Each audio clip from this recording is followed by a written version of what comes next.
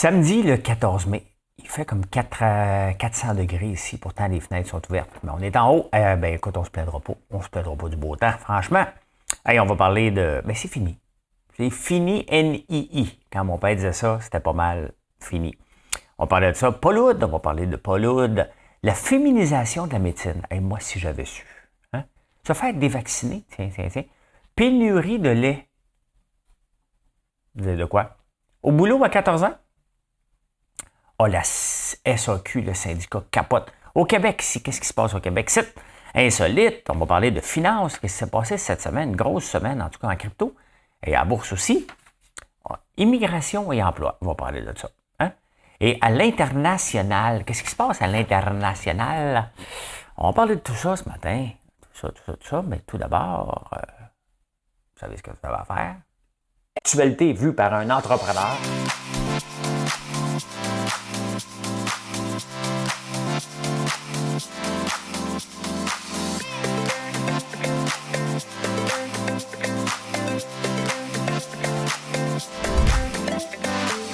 Ça bulle, parce que des fois j'ai des bulles, mais ça bulle.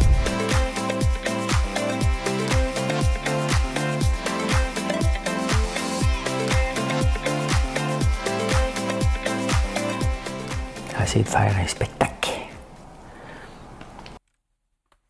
Si vous ne saviez pas ce que vous deviez faire, c'est là, c'était le moment de faire le like. Bon, en tout cas, tu as encore 30 minutes pour le faire. Hey, santé. Bon, je prends de l'eau. J'ai soif. J'ai-tu un crayon? J'ai un crayon. Hey, on passe ça. Ah non, c'est vrai, j'ai une chanson. J'ai fini le discours. T'es pas bon dans le discours. Je reviens à mes amours. Et mes amours, c'est quoi? C'est des chansons françaises des années 70, 60. Là, ça se peut que je la rate un petit peu, mais je vais vous la parler au pire. Madame Cahouette. C'est drôle ce que t'es drôle à regarder. T'es là, t'attends. Tu fais la fête. Et moi, j'ai envie de rigoler. C'est l'alcool qui me monte en ma tête. Tout l'alcool que j'ai pris ce soir, afin d'y puiser le courage, de t'avouer que j'en ai marre, de toi et de tes commérages. De ton corps qui me laisse sage et qui m'enlève tout espoir. Bon, c'est Charles Aznavour, tu te laisses aller. Mais attends, on arrive au frère. Devant mes amis, quelle catastrophe! Tu me contredis, tu m'apostrophes. Avec ton venin et ta hargne, tu te ferais battre des montagnes. Ah, j'ai décroché le gros lot. Et le jour où je t'ai rencontré, si tu te laissais, ce serait trop beau. Tu te laisses aller. Hein?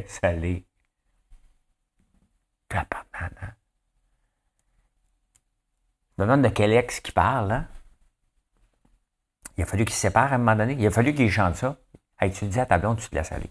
Pourquoi je chante ça? C'est parce qu'hier, dans l'auto, Marilyn, elle s'est fait faire une belle petite coupe de cheveux cette semaine, puis elle a un petit peu de mèche, puis elle est déjà belle normalement, puis là, elle est encore plus belle. Et je niaisais, parce que je disais avant qu'elle se laisse aller. Tu te laisses aller. Ben non, c'était pas vrai. Écoute, on passe en grand. C'est fini. Là, c'est fini. Là. OK? Fait que si tu avais prévu aller manifester quelque part contre le masque, juste que tu le saches, que tu sois au courant, là, c'est aujourd'hui que ça se termine. Pas partout! Pas dans les transports en commun. Ah, sincèrement, t'es dans le métro, là, moi je mettrais mon masque. Hein? Tassé, ben raide, là. Fait longtemps que j'ai pas pris de métro. Hein? En 1997, la fois que j'ai rencontré Georges Caram, mon associé, j'étais allé passer en entrevue chez Univoc. J'étais à Montréal depuis 3 ans. Et une petite anecdote par rapport au métro. Et j'avais une chemise bleue. Je m'en allais passer une entrevue sur la rue McGill. 430 rue McGill. Et je prends le métro. Hein? Il fait à peu près une canicule comme aujourd'hui. Et moi, je transpire à rien. Comme à rien. Tu sais? Fait que j'arrive à l'entrevue, je suis tout mouillé. Il m'a embauché pareil. On est devenus des collègues de travail. Et on est encore associés aujourd'hui. Il a dû m'embaucher pour mes compétences. Puis, c'était Georges qui passait l'entrevue pour Jean-Guy Charon. Et Puis après ça, ben, c'est ça. Il était gestionnaire de projet, je suis devenu gestionnaire de projet. J'avais été embauché comme programmeur. Et après ça, je suis devenu gestionnaire de projet. Puis on s'est lancé en affaires ensemble, éventuellement. Et c'est la fin de Paul Hood à la radio. Puis il est en maudit parce qu'il aime les chiffres, parce qu'il voulait se rendre à 50 puis arrêter à 47. Et là, il était un peu fâché parce qu'il n'y a pas eu de communiqué pour annoncer son départ. Tu sais, maintenant, il faut que tu aies la tête enflée un peu, là. Tu sais, comment ça se fait que j'ai pas de communiqué, moi? Hein? Ça fait longtemps que je travaille ici. Un peu, à mon humble avis, comme je disais hier, à mon humble avis, pas nécessaire de faire une sortie pour dire que tu n'as pas eu de communiqué. Hein? Mon humble avis, normalement, il n'est pas humble quand on dit ça. Tu sais, il dit on avait un bon lien avec les auditoires. Tu sais, s'ils restent en ondes, si la Cogeco décide de se départir de Paul Hood, c'est tout simplement parce que soit qu'il fait du surplace, et soit que son auditoire ne se renouvelle pas, ou soit que les tranches d'âge sont trop âgées. Il y a 1000 raisons pourquoi que quelqu'un va sortir. Mais la seule et unique raison, c'est que les codes d'écoute n'augmentent pas ou ils diminuent, tout simplement. Donc, ça, c'est la responsabilité de l'animateur. Moi, ici, tu sais, je suis sur YouTube ou sur Facebook, je regarde mes codes d'écoute à chaque jour. Et j'ai échappé mon crayon. Pas grave. Prends quelque chose, je m'en allais dire la niaiserie de mon oncle à vie. Je vais me calmer. Mes mains sont là. Mes mains sont là. Hein? Je mettrai pas autre chose dans mes mains. Ils sont là. Ils sont là.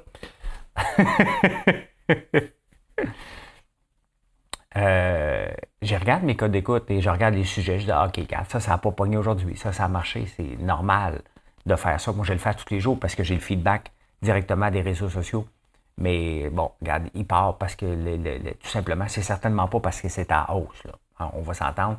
Si on décide de ne pas renouveler le contrat, c'est qu'ils veulent avoir du sang nouveau, ils veulent essayer. Et d'ailleurs, cette année, il y a beaucoup de départs d'annoncés. Donc, c'est une nouvelle génération. Oui, c'est comme ça, tout simplement. Et là, ça me fatigue de ne pas avoir rien dans les mains. Puis, je vais le ramasser parce que va être déconcentré. Quand tu es un petit peu TDAH, ça ne prend pas grand-chose. Mélanger avec un peu d'Asperger. Je suis diagnostiqué, fait que vous en pas, là, j'invente pas. Là, t'as pas le droit de dire ça. Ben oui, je suis diagnostiqué, j'ai mon papier. Je peux te sortir mon rapport au complet. T'es comme ça, t'es comme ça, t'es comme ça, t'es comme ça. Fait que, ben c'est ça. Il va falloir qu'il se trouve un micro. Il veut se trouver un micro pour les 3 prochaines années. Ça me fait penser à quelqu'un qui vient te voir pour t'embaucher. Écoute, ben, moi, je veux juste travailler 8 semaines, besoin de mes timbres. Besoin de mes timbres, là. Moi, travailler toute l'année, il ne va rien savoir. Ne riez pas. Ce genre de conversation-là, je l'ai déjà eu ici un dimanche. Quelqu'un est venu me voir, vous venez travailler.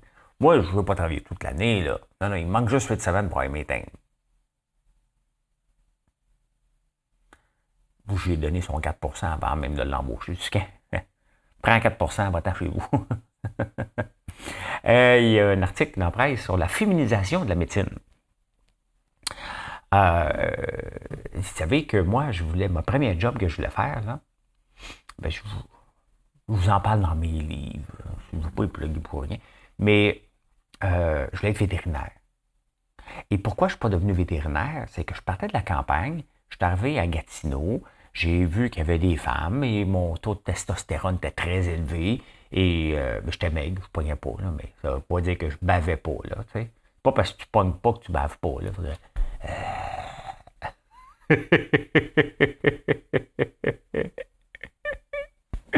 Fait que je me tenais au bar jeudi. Là, je voyais une belle fille, je n'allais pas la voir.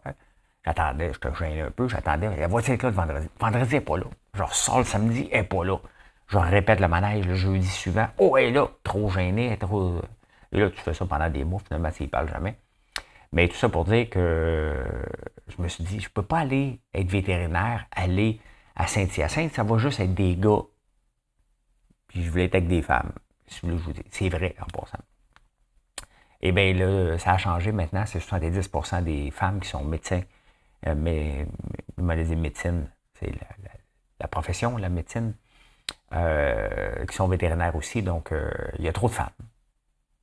Là, on veut déféminiser la médecine. Donc, ça prend des hommes. Ça prend des hommes. Fait qu'allez les hommes, hein, c'est le temps d'y aller rebalancer ça. Là. Ça prend des machos pour... Ben non, c'est une blague. Il y a sur Facebook. Sur Facebook, on trouve de tout, même un ami. Hein. on trouve aussi bien des épais. Là, il y a des pages Facebook qui se lancent. Faites-vous dévacciner. Hein? Ça a l'air que le pain sylvestre pourrait te dévacciner. C'est pas possible. Hein? C'est comme si tu faisais un pain et tu dirais, oh, coudonc, j'aimerais ça récupérer à faire. Il y a des réactions qui se font que c'est chimique. Hein? Maintenant, tu fais un pain et tu dis, hé, palais, non, j'avais besoin de farine pour autre chose. Attends un peu, bébé, tu vas te défaire le pain. Non, ça ne marche pas comme ça. Fait que t'es vacciné. Tu voulais pas te forcer, hein? Mais là, tu peux il y a des campagnes de dévaccination. Des fois, là, des fois, tu voudrais plus être protégé. Là, mais écoute, c'est sur les Facebook, ça doit être vrai. Hein? Ça doit être vrai. Pénurie de lait de bébé. Hey, non, ça la panique en tabarnouche. Là. Dernièrement, il commence à y avoir une pénurie d'huile. Hein, on manque d'huile de tournesol. D'huile de canola, je capote un peu parce qu'on en a besoin de beaucoup maintenant. Et dès que je pars chez Costco, parce que c'est Costco qui est meilleur prix, tout simplement. Là, tout le monde me dit, je ne peux pas te faire le prix de chez Costco, va chez Costco. Fait que je vais chez Costco. Et à toutes les fois j'ai une chance, j'en achète. Donc, on ne peut pas en acheter l'affaire, je ne peux pas en acheter pour 8 ans. Là. Je l'achète juste pour 2-3 semaines d'avance parce que l'huile peut rancir. Donc, après quelques mois, elle sera plus bonne. Mais je vais aller m'en chercher en palette, mais c'est rien par rapport à le manque de lait de bébé. Bien, écoutez, savez-vous qu'il y a seulement 3 entreprises qui contrôlent 95% du marché du lait de bébé? Tu sais, le gouvernement, c'est sûr que c'est un libre marché, là, mais puis il y a une pénurie, imaginez-vous. Imaginez-vous comme parent, comment ça doit être paniquant que tu ne trouves pas de lait de bébé. Quand Mathieu est né, elle avait essayé d'allaiter la mère de mes enfants, ça n'a pas marché. Donc, on est allé chercher du lait de bébé. Mais quand c'est ton premier bébé, nous, on est parti de l'hôpital avec un bébé. Je trouvais que le monde conduisait bien trop vite. Hein? Je regardais tout le monde en me disant, hey, tu sais pas, lui, là, qui est il est né il y a 10 jours, là. C'est pas né la veille, il est né, il est resté 10 jours à l'hôpital. Il s'est étouffé avec son cordon. Fait que, il a passé plus de temps à l'hôpital. Et on est allé chez Jean Coutu. On est arrivé, on est parti avec le bébé. Et là, tabarnak, hein? Pas de lait, pas de couche. Hein? Allô, les parents préparés. Fait que notre premier arrêt était chez Jean Coutu. Parce que là, je cherchais pas un ami, je cherchais vraiment du lait et une couche. Ben, tu sais, comment tu es désorganisé, tu te promènes, tu as le goût d'arrêter le trafic. Hein? Mais imaginez-vous que je serais arrivé chez Jean Coutu et il n'y aurait pas de lait. Mon anxiété arrêtait dans le tapis en tabarnouche, mais c'est le cas. Il y a bien des endroits qui en manquent du lait de bébé. Je ne sais pas, beaucoup aux États-Unis. Je ne sais pas si ici c'est autant pareil, mais quand même assez paniquant. Il y a un article dans la presse newspaper, sur au boulot à 14 ans. Et j'en ai beaucoup d'étudiants. Comme là, aujourd'hui, si vous venez nous visiter pour goûter aux gaufres, les petites boules de gaufres, bien, vous allez voir qu'il y a des étudiants de 14, 13 ans qui travaillent ici. C'est drôle parce qu'à cet âge-là, ils sont très travaillants. Rendu vers 19-20 ans, on dirait qu'on a plus de misère à trouver des gens au travail. Et après ça, on a des femmes de 55 ans. Hein? Il y a quelques hommes, hein? Il y a Tyler et Olivier. On a 2 gars qui travaillent ici. J'espère que j'en oublie pas un autre. Non. Mais donc, oui, à 14 ans, hein, ça prend une permission des parents, mais ils sont travaillants. Et c'est après que ça se gâte. Hein. Je ne sais pas ce qui se passe à 20 ans, mais à 20 ans, ils veulent moins travailler. Je vais en parler tantôt. Mais oui, au boulot à 14 ans, puis et c'est pas pour les exploiter. Là. On demande. Puis les parents qui travaillent ici sont fiers de travailler ici. Leurs enfants ils veulent avoir de l'argent, fait qu'ils viennent travailler. Hein? Ah, la SAQ veut s'automatiser. Ah là, le syndicat capote. On ne deviendra pas un Amazon, là. Hein? Si vous pensez qu'on va être une machine distributrice de bouteilles, non. Nos bouteilles ont de l'âme. Oui, le syndicat capote. Parce qu'il veut. Tu sais, comment voulez-vous qu'on avance? Et je vous ai parlé au cours des dernières semaines que la Corée du Sud a le plus de robots par habitant. Ici, on est un des pires dans le monde industrialisé du nombre de robots. Bien, c'est sûr que le syndicat, regardez, il n'y a aucune arme avoir des bouteilles et avoir un robot qui classe ça, hein, puis qui les envoie, mettons que tu veux une commande spéciale, ben les bouteilles s'en viennent, clic, puis ils les mettent, ils peuvent faire ça, là. Non, non, non, non, non. On n'est pas. C'est pas vrai que la SAQ va être une machine distributrice de bouteilles comme Amazon, là. Ça nous prend un âme et ça nous prend du temps. C'est pas vrai que quelqu'un va commander son vin puis il va l'avoir demain, là. Wow, wow, wow, wow. Il y a un processus. Hein? Comment voulez-vous avancer quand les syndicats poussent comme ça? Moi, mettons là, que c'est dans mon usine, là, puis je veux m'automatiser, puis les syndicats disent non, non, non, non, non, non. On va dire, hey, hey, hey, écoute-moi bien, là. C'est chez nous ici. OK? On va faire ce que ça me tente. OK? M'avancer, recule pas. Hein? Non, non, non, non, non, on va aller en grève. Pas en grève, ça ne changera rien, on va le faire pareil. Vous voyez comment j'aurais du plaisir à travailler avec un syndicat. Mais non, je ne travaillerai jamais avec un syndicat. Là. Si le syndicat rentrerait ici, mettons, ça serait fini. Hein? On va faire des allées de bowling, on enlève les murs, puis ah ouais, le bowling, tabarnouche. Ah, t'as pas le droit en zone agricole. Ben, c'est ça, on ferait des allées de bowling pour les agriculteurs.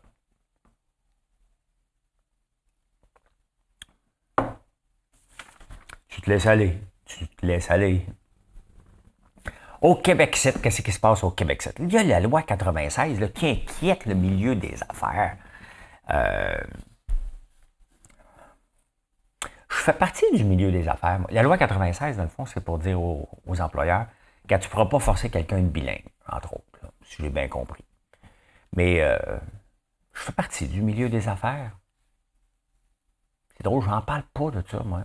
Ah, t'es une petite entreprise.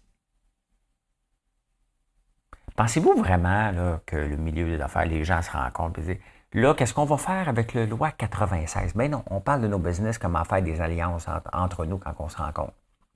Hein? C'est comme ça. Le milieu des affaires n'existe pas, en passant. C'est un monde virtuel qui n'existe pas en tant que tel. Il n'y a pas de milieu des affaires. Okay? Oubliez ça, là. Ben, c'est toujours Michel Leblanc de la Chambre de commerce de Montréal qui ben lui, il justifie sa job. Là. C'est dans son monde, il se fait écho, mais ça n'existe pas, le milieu des affaires. Là. Hein?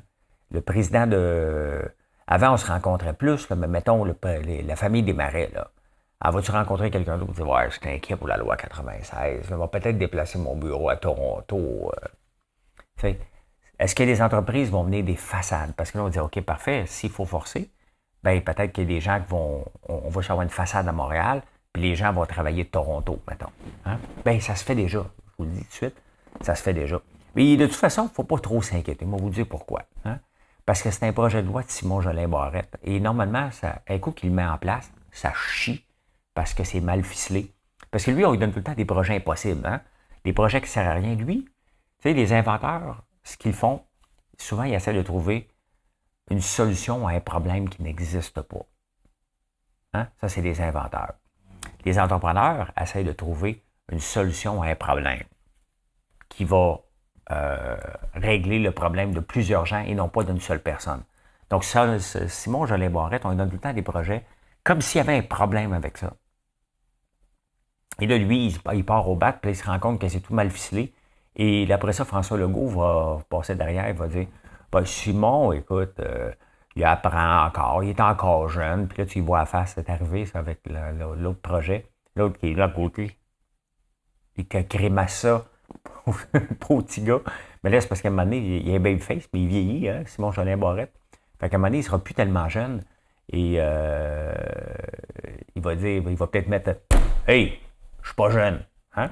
Mais ça va tomber à l'eau. Faites-vous-en pas. Là. Faites-vous-en pas. La loi 96. Là. Ça ne fera pas un exode comme la loi 101. Puis si ça fait un exode comme la loi 101, ça nous fera une entreprise à boycotter. Hein? Mon père boycotte encore Cadbury depuis 1976. Fait que, tu sais, il y a le temps d'en boycotter d'autres. Là, tu sais. Ça n'arrivera pas. Ça n'arrivera pas, là, les amis.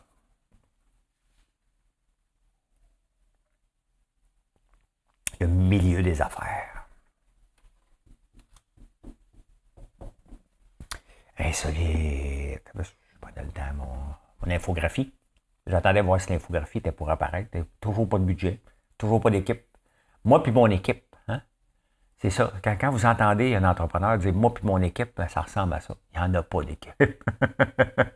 Moi, j'ai tout seul. Moi et mon équipe, ben, on est bien content de vous faire un show à 3 heures du matin. Il est 3h08. On ne ferme pas, on continue. Combien que de gens qui sont sur les... Il y a à peu près 8-9 milliards de personnes sur Terre. Il y en a seulement 5,1 milliards qui sont sur les Internet. Il reste à peu près 4 milliards ou 3. 3 ou 4 milliards. C'est quoi la différence, là? Hein? Des fois, les entreprises disent on va économiser entre 1 et 2 milliards. C'est-tu 1 ou c'est 2? C'est quand même beaucoup. C'est pas grave. Là. Donc, je ne sais pas, je n'ai pas le temps de googler. J'avance. Faut que j'enchaîne. Ben, c'est ça. Hein? 5,1 milliards de gens sur Internet. Il y en a 1 milliard sur TikTok quand même. Et ça en fait des gens assis sur le bol de toilette pendant une demi-heure. C'est ça que ça fait, TikTok. Hein? Avant, il y avait des magazines. Hein? Tu allais chez quelqu'un, tu avais toute la pile de magazines. Je ne sais pas si c'est bon, hein? Qu'il y ait des magazines autant, parce que, tu sais, les magazines sont à côté du bol de toilette. C'était quand même pas encore lavé les mains. C'est après, puis pas tout le monde se lave les mains. Hein? Fait que là, tu te partageais un magazine à qui mieux. Hein? Maintenant, ben, tu parles de ton téléphone. Il n'y a plus de magazine dans les toilettes. C'est pas mal réglé. Ça, c'est... Hein? Le téléphone mobile a mis la fin au magazine pas propre dans les toilettes. Mais il en reste beaucoup. Et c'est ça que les entreprises comme Facebook ou des fois veulent connecter le reste de la planète parce qu'il en reste quand même 3-4 milliards à aller chercher. Et quand un marché devient saturé, bien là, tu travailles plus fort pour aller chercher de nouveaux usagers. Bien, c'est exactement ça. C'est exactement ça. Hey, on a pris un petit verre de vin. Hier, j'ai goûté au vin Les Garçons de Mario Pelcha. Très, très bon. Honnêtement, là, on fait du bon vin au Québec. Un petit vin de soif, un petit vin de vendredi soir, un petit vin de chaleur. Là. Un genre Pinot. Je ne sais pas s'il y avait du Pinot dedans, mais ça ressemblait. Mais très, très bon. Vous savez que les coupes de vin sont 7 fois plus grosses que dans les années 1700. Donc moi, j'avais un bateau. D'après moi, je suis capable de vider une demi-bouteille de vin là-dedans. Fait que là, c'est plus petit maintenant. Hein? Donc, c'était plus petit dans le temps. Quand ils disaient, veux-tu prendre une coupe de vin? T'as une gorgée, va-t'en chez vous, là, tu sais. Probablement avant l'électricité. Donc, c'était au fanal, à lumière. Fait que, il allait veiller une petite coupe de vin. Va-t'en. Là, maintenant, c'est à cause de l'électricité, là. Hein? À cause de l'électricité, maintenant, on peut veiller plus tard. C'est ça. C'est ça qui arrive. 7 fois plus grand qu'en 1700. C'est ici que vous l'avez appris. Hey, vous savez qu'on partage 50%. Vous ne le savez pas? On partage 50% de nos gènes avec une banane. Le mononcle en dedans de moi aurait le goût de dire les chimpanzés aiment les bananes. Ils mangent des bananes. On partage 50% des gènes avec les bananes. Mais il faut faire attention. Hein? Nos gènes sont seulement 2% de notre DNA. Là, moi-même, en écrivant ça ce matin, là, je ne comprends pas à peu près la grand-chose de ce que je dis. Mais ce que je sais, c'est que 90% de nos gènes ne servent à rien. Ils dorment. Ils ont déjà servi à quelque chose dans le passé, mais maintenant, ça ne sert à rien. On peut tout s'en débarrasser. T'sais. C'est comme des rapports, ça. T'sais. Tu fais des rapports. T'sais. Là, tu continues à les faire. On traîne ça pour rien. C'est lourd, ça, des gènes. Là. Fait que, voilà, débarrassons-nous de ça. Hein? Débarrassons-nous. Hey, qu'est-ce qui s'est passé cette semaine? Finance. J'enlève le mot crypto maintenant. Je parle de finance. Il s'est passé quoi cette semaine en finance? C'était pas une belle semaine sur... Hier, ça a remonté un peu, mais c'était une semaine à oublier. Ça, oh my God, ça a bien monté après les heures, mais c'est pas important. Coca-Cola, qui est mon préféré, c'est bien maintenu. Et on le voit que, si on regarde sur 5 jours, dans un moment, dans des moments comme on vit en ce moment d'insécurité financière, l'inflation, les taux d'intérêt, bien on le voit ce qui rapporte. Regardez Coca-Cola, qui est un titre à dividende. Regardez Ford. Regardez comment il s'est comporté. Regardez, mettons, un titre techno comme Snapchat qui a repris un peu. Ils ont tous pas mal repris, mais on a eu un gros creux cette semaine. En crypto, écoutez, c'était la débandade totale. Là. Hein? Luna a disparu de la map, qui était mon favori, celui que je vous ai parlé, celui qui m'a fait plonger en crypto vraiment, puis qui a dit, OK, il y a un futur, la crypto peut aller attaquer le monde bancaire, ben ça ne sera pas tout de suite. C'est parti quand même de 115$ à... Là, il est revenu à 2 cents. Là. Donc, est-ce qu'il y a un futur? Non, c'est pas mal terminé. J'ai perdu un peu d'argent, mais c'est la vie, j'ai gagné ailleurs. Et c'est ça, l'importance de la diversification. Il ne faut jamais oublier l'importance de se diversifier. Et on le voit encore plus une semaine comme cette semaine. Le pétrole cette semaine qui a monté encore, hein, et c'est pas fini. Regardez, regardez ici, hein, je vous montre le graphique du soya. C'est pas rien. Là. Regardez, le soya a monté quand même de 2%, c'est en une journée. Puis regardez la semaine. Le blé continue à monter aussi. Il revient retester son haut. D'après moi, on va le voir cette semaine. Le pétrole, c'est sûr qu'il s'en va vers le haut. Il n'y a pas de raison que ça aille plus bas que ça. Donc, mais tu sais, c'est important d'être diversifié. Je suis diversifié. Entre autres, j'ai du maïs dans mes placements. Ben oui, tu peux acheter des futures de maïs. J'en ai acheté il y a longtemps. Donc, pas de maïs en tant que tel, mais des futures. Donc, j'ai des titres pépères et j'ai des titres risqués. Les small caps, ça, c'est 2 milliards et moins. Ça a fait mal la dernière semaine et faut se tenir loin de ça. Tout ça pour dire, regardez, à la fin, là, la bourse, c'est basé sur des états financiers, tout simplement. Et si les entreprises ne rapportent pas de l'argent, ça va finir par péter à un moment donné. Il faut regarder le fondamental. Et c'est pour ça que la crypto a eu une très mauvaise semaine. Et tant mieux. Hein? Moi, je souhaite une régularisation. Je ne toucherai plus en crypto. Ce que j'ai, je le laisse là. On va voir si ça va rapporter dans la prochaine ou 2 ans ou 3 ans. Si ça ne disparaît pas toutes. Mais c'est comme ça. Mais là, on a besoin de régularisation. Je suis venu faire un tour. Je sors de là mitigé, mais j'ai appris. Et c'est comme ça. Hey, Elon Musk, ça se peut que, aussi on a appris que Elon Musk, ça se peut qu'il se retire. Il va probablement se retirer de Twitter. Il va y avoir une pénalité techniquement d'1 milliard. Là, il dit, ouais, mais là, il y avait des faux comptes. Il essaie de se trouver une façon de sortir de là. Mais il y aurait 2% de faux comptes. Et probablement, c'est là-dessus qu'il va dire, non, vous avez menti sur les chiffres. Donc, voilà, il aime ça faire parler de lui. Elon Musk. Fait que c'est ça. Hey, l'immigration et l'emploi. Hein?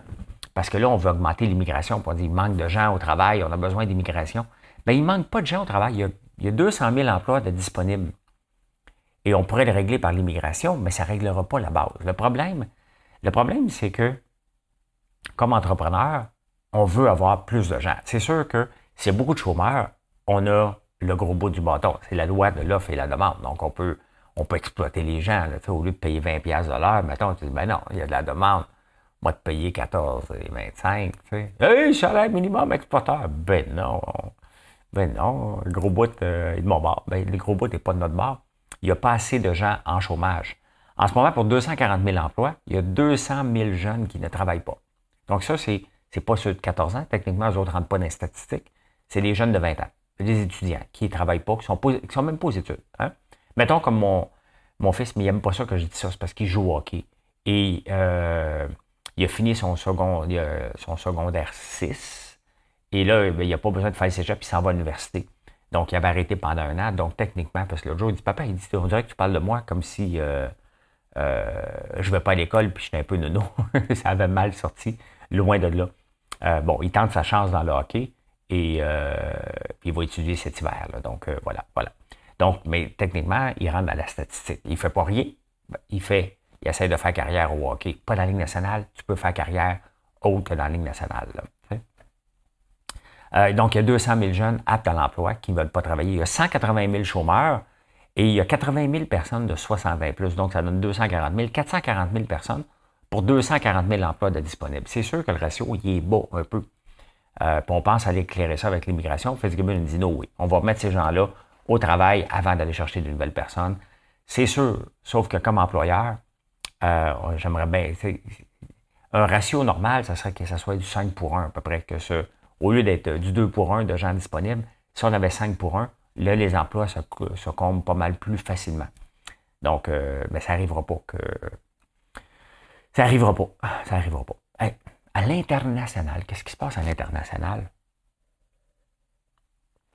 Il fait chaud ici, hein? Mais il fait chaud partout. En France aussi, il n'y a pas neigé assez et la nappe phréatique est basse. Donc, on est capable de rentrer dans les champs plus tôt que... Il y a bien des agriculteurs qui ont terminé de semer. Moi, je ne suis pas pressé parce que il y a toujours un gel qui revient à cet ainsi de l'année. Et on va en avoir un autre. Donc, j'espère finir mes semences d'ici 2 semaines. Donc, je suis 2 semaines plus tard que tout le monde, puis c'est bien correct. Les sucres débutent 10 jours plus tard ici qu'ailleurs. Mais une sécheresse mondiale en ce moment. Et déjà qu'on manque de grains, imaginez-vous, rajoute une sécheresse, ça risque de coûter cher en crème, en grains au courant de l'année. Et en huile aussi. Donc, c'est spécial tout ce qu'on vit. Hein? Londres a besoin d'argent. Et qu'est-ce qu'ils veulent faire? Imaginez-vous ici, ça n'arrivera pas. Là. Ils vont couper 90 000 fonctionnaires. Imaginez-vous Trudeau ou François Legault, ils disent là, écoutez, on va couper 90 000 fonctionnaires. Hey, la SAQ capote parce qu'on va automatiser la préparation des commandes en entrepôt. C'est juste 100 personnes qui vont. Puis la SAQ dit non, personne ne va perdre son emploi. Ça, c'est comme quand tu achètes une entreprise, tu dis non, on garde le siège social tel quel, puis après une couple de mois. Ah ouais, hein, tu fais de l'économie d'échelle. Fait que Londres, non, on veut couper 90 000 fonctionnaires. Je ne sais pas si ça va arriver ici un jour, mais tu sais, à un moment donné, on ne peut pas continuer à ajouter. En France puis au Canada, le taux de fonctionnaires est le plus élevé dans le monde. Donc, je ne me souviens plus du chiffre, je n'avais déjà parlé, mais c'est assez élevé. Le 24 mai prochain, vous savez, je lève le mouton. Des fois, j'ai dit, vous savez, je m'attends que vous suivez toutes mes histoires tout le temps, là. Mais 24 mai prochain, et ça, c'est intéressant. Ça va marquer le 150e anniversaire du premier bateau qui est parti vers Londres. Mais non, qui est arrivé à Londres. Il est parti le 15 février 1740, je pense, à peu près. Ça fait 140 ans. Il est parti le 15 février de la Nouvelle-Zélande. Il est arrivé à Londres le 24 mai, et c'était le premier bateau d'exportation de moutons de la Nouvelle-Zélande. Pourquoi? Qu'est-ce qui est arrivé? C'est qu'il y avait des surplus en Nouvelle-Zélande de moutons. Et il n'y en avait pas besoin, donc il aurait pu, voyez ce qu'il aurait pu faire, les prix ont baissé. Donc, ce qu'il aurait pu faire, il dit, attends un peu, on va faire une gestion de l'offre. C'est ce qu'on a fait ici avec le sirop d'érable, et c'est pour ça que je parle de ça. Puis il y a un brillant qui a dit, non, on va l'exporter.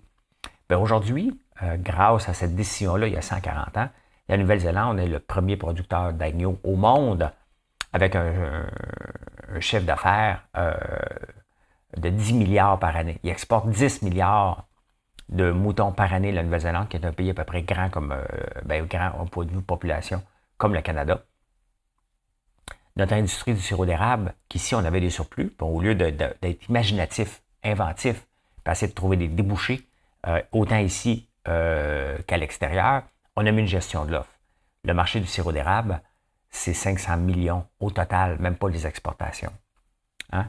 Donc, la Nouvelle-Zélande exporte pour 10 milliards. Ici, le marché du sirop d'érable, au total, est de 500 millions par année. Donc, on peut voir l'effet d'une gestion de l'offre versus l'effet de laisser l'entrepreneuriat trouver des solutions à un marché pour qu'il continue à croître. Bien, c'est ça, mais c'est quand même pas. Imaginez-vous, il y a 140 ans, je ne me souviens pas comment ils l'avaient fait, je n'ai déjà parlé, comment ils ont fait pour geler la viande et l'amener jusque-là. Mais très intéressant, donc c'est le 24 mai prochain. Ça va faire 140 ans. Bien, c'est pour ça des fois que je remets en question la gestion de l'offre, parce qu'ici, on n'exporte pas tant que ça, parce qu'on n'a pas de surplus. Donc, techniquement, on n'est pas obligé d'ouvrir des nouveaux marchés, être inventif, trouver des solutions. Moi, j'en avais pas de quota. Donc, je l'ai fait à ma petite échelle, de trouver des solutions avec ce que j'avais. Et maintenant, on est une entreprise florissante en faisant de la transformation. Beaucoup de produits à l'érable. Mais imaginez-vous, si c'était laissé comme ça, qu'on aurait pu exporter davantage et que chacun des entrepreneurs puisse trouver des solutions. Maintenant, dans le sirop d'érable, l'entrepreneuriat, il y a moins de place à un entrepreneur qui voudrait se lancer là-dedans. Parce que c'est compliqué. Il faut que tu attendes le quota, tout simplement. Ou acheter une terre, il y en a une. Voilà. Et bien voilà comment j'ai vu l'actualité, ce beau samedi 14 mai. Il va faire chaud et nous, on cuisine toute la journée. Je vais être en sueur, je vais vous montrer ça. Aujourd'hui, on lance un nouveau produit. Et pour tous ceux qui vont venir à la ferme, vous allez pouvoir avoir les 4 petites boules de gaufre, vous allez pouvoir les acheter. Vous pouvez les acheter en ligne aussi. Moi, je capote là-dessus. Je trouve que c'est le snack parfait. 7 secondes au micro-ondes. Bingo, t'as une petite gaufre toute chaude comme un snack. Donc, j'aime ça essayer des produits et que et que je tombe en amour avec. Donc, je partage mon amour avec vous autres à partir d'aujourd'hui. Et bonne journée. Merci d'être là. N'oubliez pas de faire un petit like, c'est toujours apprécié. Bye bye.